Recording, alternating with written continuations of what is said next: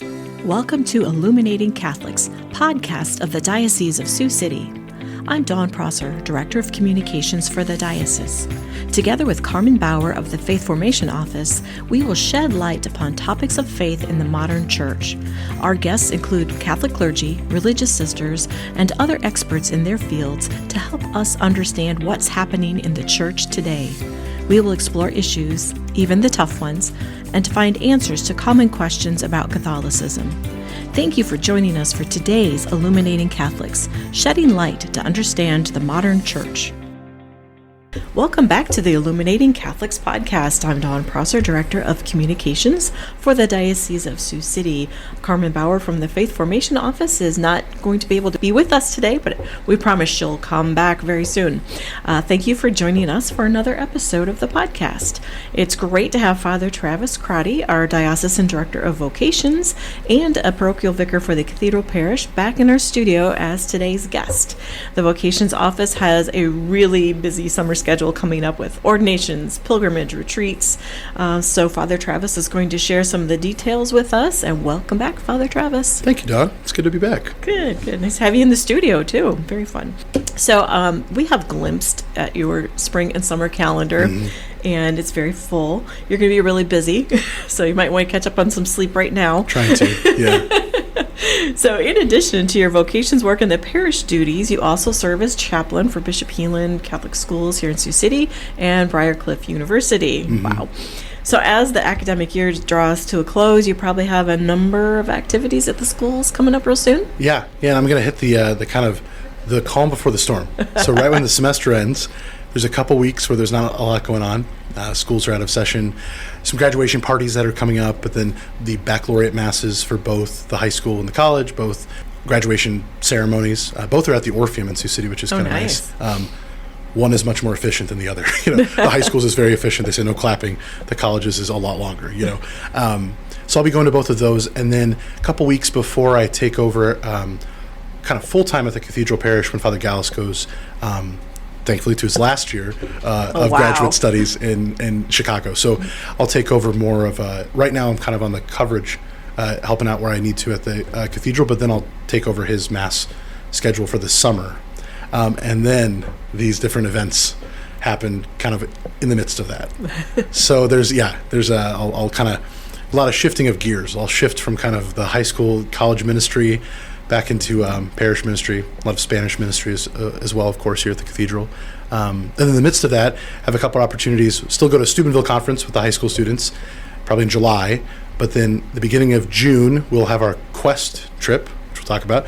And the beginning of August, have our Quo Vadis trip. Why we chose Q words for both of those summer trips is beyond me, because in the vocations office, Father Shane, myself, Michelle, we're constantly confusing those two names. As are we in the communications office. The reason we chose those names, though, and these have both been going on for about, I'd have to look at the date exactly, but about 9 or 10 years now. So Quo Vadis was the first one that started. Quo Vadis is a phrase that means, where are you going? And that comes from a brief story of, the story goes that St. Peter, in the midst of persecution in the first century, was leaving Rome, was like, I'm done with this, I can't do this. Had a kind of a vision and prayer and experience as he's walking of seeing Jesus walking back into Rome. And he looked at him in Latin, the story goes that he said, Quo vadis Domine, where are you going, Lord? And Jesus is reported to have said, I'm going back into Rome to be crucified again. Peter understood that message, and he turned around and went back to Rome, continued to shepherd the church, and then eventually, of course, died like his Lord. And we still have St. Peter's Basilica over his bones today, our first Pope, First Holy Father. So Quo Vadis is this question of where's the Lord going? What's he doing? What's he moving in our lives? But where are we going, right? So especially as young men, in the question of vocational discernment, Quo Vadis is a weekend vocations retreat. Often it's been held at Okoboji, so we'll be up there again in Okoboji. Nice destination to go in the summertime. There's a few fun things to do. Those parishes are very vibrant in the Lakes community, and there's a tradition of a very intense mini golf game that often happens at Pirates Cove or whatever it's called in Arnold's Park after we pray and have adoration. So that event is free of charge, usually about 15 to 20 young men from the diocese, high school, college age, maybe a little older than college. They'll come in with our seminarians, spend the weekend together on a discernment retreat. So often we pray together, we're praying Liturgy of the Hours, we're having Mass together. But then it's wonderful where our seminarians who've just spent the whole year in formation doing various ministries, activities, but growing in their own relationship with God and one another, they often offer different testimonies throughout that time. And that's been very helpful for the guys who are discerning. And I'd say maybe the past 7 or 8 seminarians who've been accepted to the diocese went on Quo Vadis, and it was their friendships that they developed with the seminarians that offered an openness to say, hey, I could take this step. I could, be like these guys. So it's open to anybody throughout the diocese, and it's really open to any young man who's discerning. He doesn't have to be, one step in the door in the seminary. He doesn't have to have talked to me. He doesn't have to be applying to the seminary. It's just an opportunity to come together, pray, and focus on our discernment in the path that God's calling us to. Quest comes before, and that developed having, a desire to bring young men from the whole diocese together and to go on a trip together. It's nice to leave home, go somewhere together. It started, we would often go on a hiking trip. We've been to the Black Hills. We've been to Colorado a few times, whitewater rafting in North Carolina. That drive was very long. Yes. Don't think we're going to go back there. It's taken a different shift over the past couple of years, and it's become more of a pilgrimage. So last year we went to Our Lady of Guadalupe Shrine in La Crosse, Wisconsin. We actually went to Winona, where a lot of our college seminarians go to college seminary. This year, very excited, we're going to Wichita, Kansas, which might not be a destination most people think about for a pilgrimage. We're going to go to Wichita, Kansas, stay at a YMCA camp, and then from Wichita take a day trip to Oklahoma City. And as we go to both of those cities, what we're going to do is see the shrines, the tombs of 2 men whose causes are open for canonization. So the first is in Wichita. Father Emil Capon was a chaplain in World War II and a chaplain in the Korean War.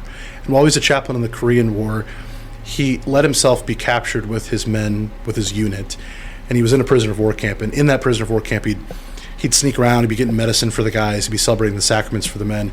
And it's known that he would sing hymns in the face of the communist prison guards and things to keep the morale up of the men.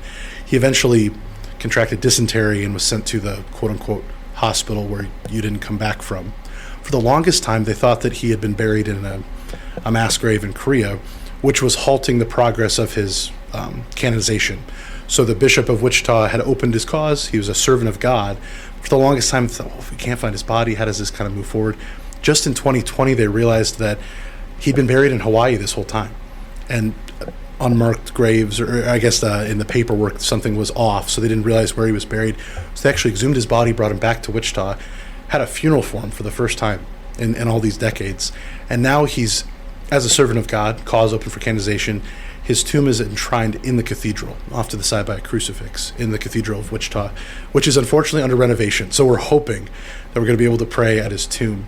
We'll also go to his hometown. He's from a small farming town north of Wichita called Pilsen, Kansas. One of my buddies from seminary is the pastor there, Father Isaac, so we're excited to see one of my friends there and see the museum where he grew up and where he actually was pastor himself before he went back. He also happened to go to both of the seminaries that I went to. Father Capon went to Conception College Seminary and Kenrick in St. Louis. So he's been a patron for me in my priesthood. Actually had my holy card for my ordination has a picture of him celebrating Mass on a Jeep in Korea, that. which is super cool. So very excited to take this pilgrimage to see Father Emil Capon, and especially for the young men to realize that these are normal men who grew up in small towns on farms, like so many of our young men in our diocese, so many of our priests did. Mm-hmm. From Wichita, we'll take a day trip to Oklahoma City. And in Oklahoma City, Father Stanley Rother, who's blessed, so that step right before being a full-fledged canonized saint. Father Stanley Rother was a priest a little bit later, in the 1980s, a priest for Oklahoma City. There was a call from the bishops of Latin America for missionary priests. So Father Stanley Rother went from Oklahoma City shortly after he was ordained, became a missionary priest in Guatemala, out in the mountains in Guatemala. It's not easy to get out there, the mountain roads and everything else. So he was a pastor in a town called Santiago or St. James on this big lake, beautiful lake in the mountains called Atitlan. While he was there, he was ministering to the indigenous people of the region. We often don't think this, but the indigenous folks in Guatemala speak completely different indigenous languages. Spanish is often their second or third language after 2 or 3 different indigenous languages. Father Stanley Rother failed Latin in seminary and had to go to Conception for an extra summer of Latin, for remedial Latin. The same guy who failed Latin was in the process of trying to translate the New Testament into a Guatemalan indigenous language while he was there. At that time, if we remember our history in the 1980s, all over Central America, we can remember Bishop Romero, who was martyred during Mass in El Salvador, right? The Archbishop of San Salvador. But in Guatemala at the same time, the government was trying to push down the indigenous people with the fear of their kind of uprising and kind of taking over because they were so oppressed. Priests, religious catechists were seen as dangerous to the government's regime at the time because they were helping poor indigenous people. Father left Guatemala and went back to Oklahoma City. And he went on a retreat, and while he was on the retreat, he wrote a letter to his sister, and in that letter, it's very beautiful. It says, "A shepherd cannot leave his flock at the first sign of danger. I need to go back." Goes back to Santiago Atitlan, stayed in a different room in his rectory there in Guatemala. I had the chance, and a few of our other seminarians have had the chance to actually go to this place when we were studying Spanish in Guatemala. So I think both Jimmy and Garrett got the chance to go there recently. Father Gallus has been there, a few other guys, Father Pick a few years ago, Father Slinchus. We've been able to go there, and in his rectory, there's a room where these quote-unquote police officers showed up, demanded that he come with them. He's a strong Oklahoma farm boy. So as Father Zach likes to point out, Father Zach Jones loves to point out, they found the blood of 4 men on the walls because he didn't go out without a fight. But he was killed in his rectory there. That's a chapel now, and we've been able to have Mass there in that rectory. His physical heart is buried in the church there in Guatemala. His body was brought back to Okarche, Oklahoma, small farm town that's famous for roasted chicken at this restaurant I've been to once. So in Okarche, I don't think we'll be able to take everybody there, but in Okarche, his body was there for years, and his cause was open for canonization. And just a number of years ago, 4 or 5 years ago, he was beatified. Huge celebration downtown Oklahoma City. And just a couple of years ago now, a huge shrine, beautiful Spanish colonial architecture. This big church was built just outside of Oklahoma City to minister to the Hispanics of Oklahoma City. And his body is enshrined there as a saint, as a blessed. So we'll go on a pilgrimage there, have Mass there, pray the rosary there, see the beautiful campus, and pray for the intercession of Blessed Stanley Rother. So lots of information about both of those men, but it's going to be an exciting trip. Great. It's going to be June 1 through the 4th, a Monday through a Thursday, and we'll be going on that trip right before we'll come back for the diaconate ordinations of our 2 newest transitional deacon candidates, Jimmy Fitzsimmons and Garrett Hugeback. Which we're looking forward to. And then I thought I would ask, because I know sometimes you've had different pickup places. Where are you going to leave from? Because we're heading west, we're going to leave from Sioux City. Okay. So we'll come together. Right now, the registration's open, as we'll have a link for that and everything else. But once a guy registers, in a few weeks now, we'll send out the full kind of itinerary with the schedule and that. But we'll be leaving from Sioux City and returning to Sioux City. So leaving on Monday the 1st, returning on Thursday the 4th. What an opportunity. It'll be wonderful. Yes. I'm kind of jealous, but as I tell you every year, an old married grandma probably would not fit in with this group, but your trips always just look like so much fun. And guys usually have a lot of energy. Yeah. And I should mention this too, just like the Quo Vadis trip, most of our seminarians will be present on this trip too. And the distinction being, the Quo Vadis retreat is a real discernment retreat. This is really just open to any young man who wants to grow in his faith, who wants to meet other young men who are also zealous for the Lord, zealous for the church, who are open to what God's plan is for their life. There's no pressure that you got to be thinking about seminary to come on the Quest trip, or you have to be planning to go to a Catholic college or something like that. It's open to any guy who's finished his freshman year of high school, kind of through college age guys living in the diocese or even outside the diocese. We've had guys bring their cousins from neighboring dioceses. We've had some, here in Sioux City, guys from South Sioux City, Nebraska come because they have friends in the parish or something who might go. And that's fun to just get a wonderful group of young men from across the diocese. A great story that I just saw happen this year. 2 guys, one guy from Algona, one guy from Fort Dodge, became such good friends on this Quest trip that just this past school year, during the football championship game, Garrett was in the championship game, and this guy from Fort Dodge, already graduated high school, he was at a community college in the area, came to Cedar Falls to watch his friend play in the state championship, but that friendship developed from going on a couple Quest trips together. So friendship develops, between young men and each other. Friendship develops between the guys who are on the trip and the seminarians. And over the past few years, we've been able to bring a few priests. So we might just have 2 or 3 priests on this trip this year. But it's wonderful to see the community of priest having friendship, realize that priests aren't just loners. We have friendships. You actually have friends? We actually have friends, which is wonderful to share that type of priestly fraternity. The seminarians share their own fraternity, especially the guys who are in the same seminaries together, but especially, when we have our college men and our guys in graduate school come back together and share that fraternity and invite other guys into that. Every year there's at least 2 guys who do what they call office to pray. Office of Readings, one of the Liturgy of the Hours, while drinking coffee. I believe it, originated with Father Peter Fa making his Vietnamese coffee for everybody. But sure enough, that's never on the schedule. And there's half the guys wake up super early to drink coffee with the seminarians, pray with them, and live the life that they're living. Yeah. That appears to be not just the COFIS, but the fraternity. That appears to be a really big draw, because it seems like, and when we interview some seminarians, especially if they're right out of the chute, just being accepted, they'll say, yeah, I've been on Quest and I've been to Quo Vadis, and I've done this for 5 years or something like that. It's like, wow. So I've kind of gotten a sense of repeat customers for you, so to speak, and you have great numbers. Absolutely. What we've noticed over the years too is guys come back, and when they come back, this is when it kind of shifted to more of a pilgrimage.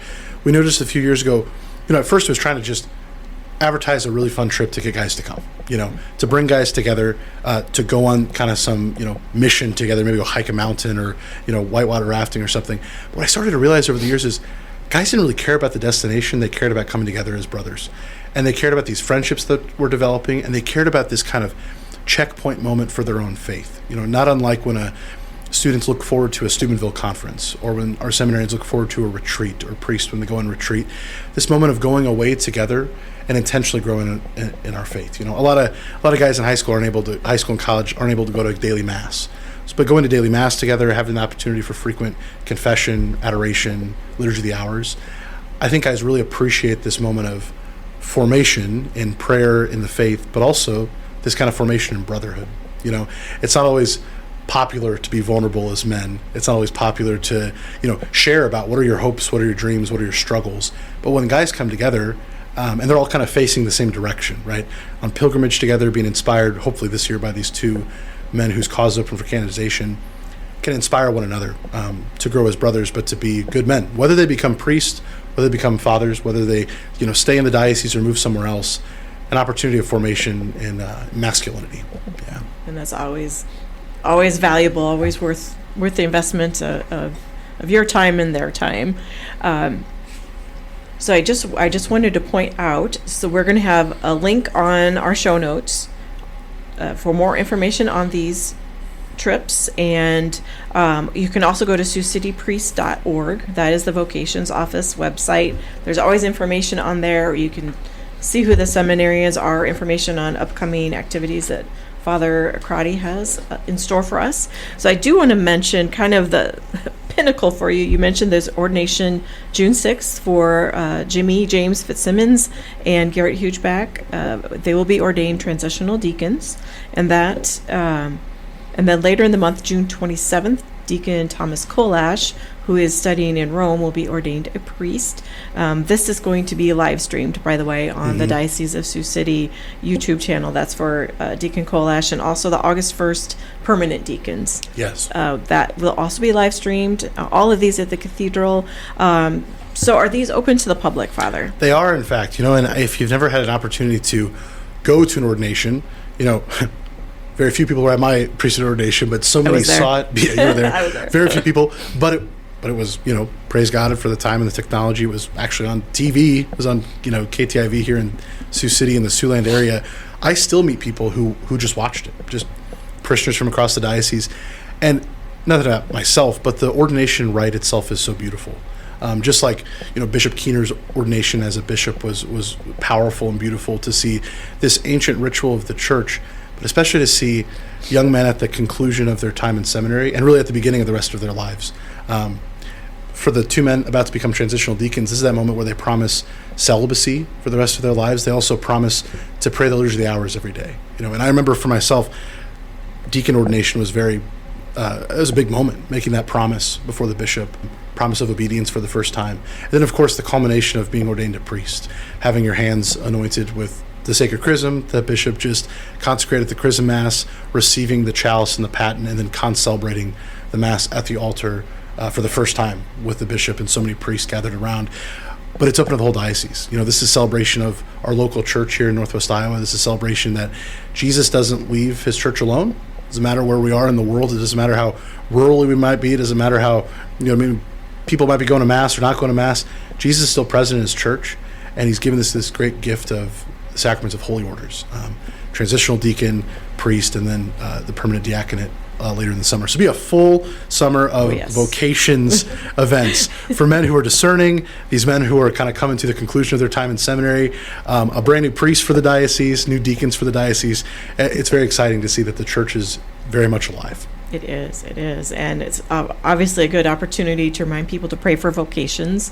You just can't do that enough. You can do it on your own. You can join your local Sarah Club or a vocations club like they have down in Carroll. And I know Bishop is a big proponent of the Seven Sisters Apostolate, and we'll be pushing out more information on that as well.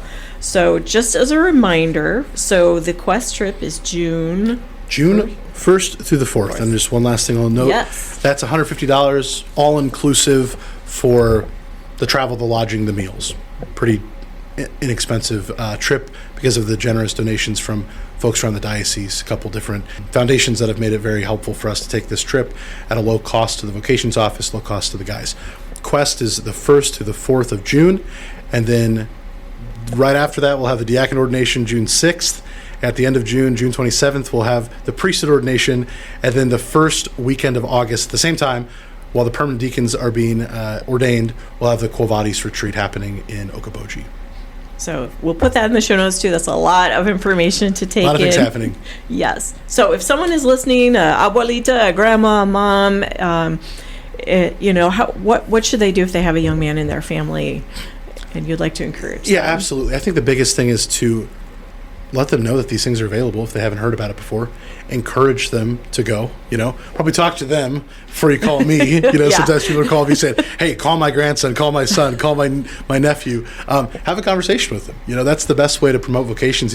Bishop Keener said when he first came, you'd obviously remember Don when he came, he said it was people in his own parish community who encouraged his vocation. Yeah. It was people who were in the choir with him, people who were at the parish who said, we see these gifts coming alive in this young man. We want to encourage him to take that seriously. So if you see those gifts of service, of love for the church, of love for God's people, these gifts of the priesthood already coming alive in a young man, don't be afraid to encourage him, right?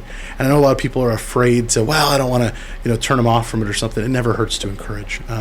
Don, you just sent me those, stats of the guys being ordained this year. There's all these different statistics of, the 400 guys about to be ordained priests in the United States of America. One of those is vast majority of those guys have an experience of, Eucharistic adoration, daily prayer in front of the Blessed Sacrament, devotion to the Blessed Mother. But one of the important things is that most of the men were invited to consider the priesthood by somebody else, their parish priest, friends, family members, parishioners. So that's invaluable. It helps not just the diocese or the vocations office, but it helps the church continue to grow. And this is a great step in a foot in the door for a young man to be open to a possibility of the priesthood, meeting the seminarians, meeting priests, praying the Liturgy of the Hours, living this life of commitment to God's people. Thank you so much. So again, everyone can pray for vocations. We've got 2 trips for men that might be discerning or would just like to have a faith-filled opportunity. So we're just most grateful for Father Travis Crotty coming in again and joining us and talking about all of the activities coming up this summer, ordinations, trips, it's plus your graduations and end of the academic year activities. So we thank you for that and all that your office does to foster vocations, but not discounting what we can all do to foster vocations as well. Encourage young men in your life to consider the Quest and the Quo Vadis trips. Go to siouxcitypriest.org or on our show notes for the registration links.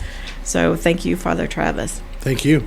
And thank you all for listening to today's Illuminating Catholics as we shine a light on vocations and opportunities for our young men. New episodes drop each Tuesday wherever you get your podcasts, the Diocese of Sioux City YouTube channel, or at lumenmedia.org. Thank you for listening to this episode of Illuminating Catholics, shedding light to understand the modern church. Follow us for more episodes on topics of the Catholic faith. For more diocesan news, visit lumenmedia.org.